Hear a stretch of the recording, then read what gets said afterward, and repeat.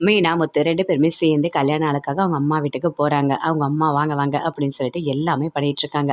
அந்த ட்ரெஸ்ஸு எல்லாமே எடுத்து போடுறாரு. ஷர்ட் போட்டோனே "அழகா இருக்குங்க உங்களுக்கு" அப்படின்னு சொல்லிட்டு மீனா சொல்றாங்க.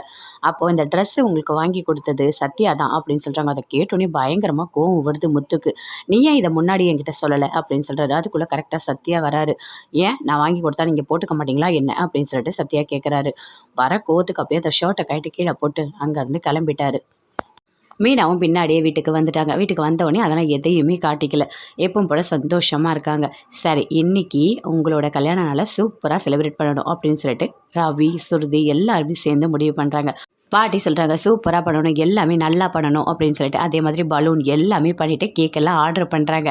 ஆர்டர் பண்ணிட்டு அதே மாதிரி அவங்க அம்மாவுக்கு சொல்றாங்க. மீனாவோட அம்மா, சீதா எல்லாருமே வராங்க. வந்தோனே அழகா பண்ணிட்டுருக்காங்க. சரி கேக்க கட் பண்ண சொல்றாங்க. அதே மாதிரி கேக்கெல்லாம் கட் பண்றாரு முத்து. கட் பண்ணி மீனாக்கு ஊட்டுறாரு. மீனாவும் முத்துவுக்கு ஊட்டுறாங்க. ரொம்ப சந்தோஷமா கல்யாண நாள கொண்டாடிட்டு இருக்காங்க. சுருதி, ரவி, மனோஜ் எல்லாருமே விஷ் பண்றாங்க.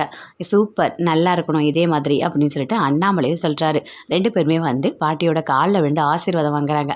"நீங்க இப்ப இல்ல, எப்பவுமே நல்லா இருப்பீங்க. குழந்தை குட்டிலாம் பெத்துக்கிட்டு நல்லா இருக்கணும் சரியா?" அப்படின்னு சொல்லிட்டு பாட்டி சொல்றாங்க. அதே மாரி அவங்க அப்பா கால்ல, அம்மா கால்ல எல்லார் கால்லயுமே விழுறாங்க.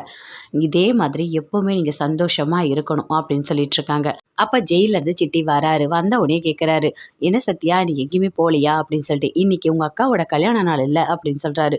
"ஆமா நான் போகல" அப்படின்னு சொல்றாரு சத்யா.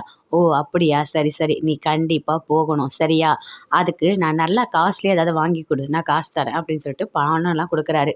அதே மாதிரி வாங்கிட்டு சத்யா போறாரு. அங்க கல்யாண நாள கொண்டாடிட்டே இருக்காங்க. சத்யாவ பார்த்தோனே மீனா, அவங்க அம்மா எல்லாருமே பயங்கரமா ஷாக் ஆகுறாங்க.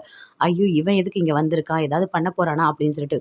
முத்துக்கு பயங்கரமா கோவம் வருது. மீனா, முத்துவ அப்படியே கைய புடிக்கிறாங்க. எதுவுமே பேசவே இல்ல அங்க.